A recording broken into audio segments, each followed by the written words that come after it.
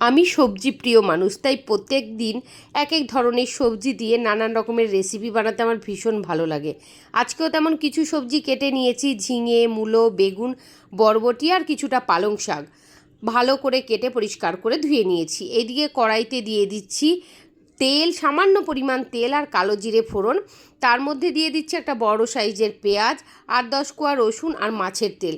দেখো মাছের তেলটা থেকে কত তেল বেরিয়েছে, সেই জন্য তেলের পরিমাণটা একটু কম দিতে হবে।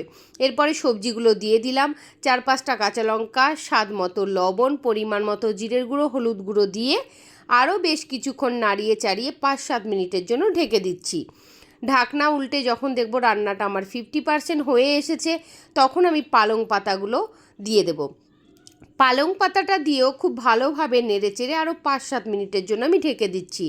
ঢাকনা তুলে দেখো প্রায় হয়ে এসেছে, কারণ পালং শাক হতে বেশি টাইম লাগে না, যেহেতু সবজিটা আগে হওয়াই ছিল। তো আরেকটু কিছুক্ষণ নাড়িয়ে চাড়িয়ে রেডি হয়ে গেছে পালং শাকের কিন্তু দুর্দান্ত রেসিপি। এটা ভাত, রুটি সব কিছুর সাথেই দারুণ লাগে।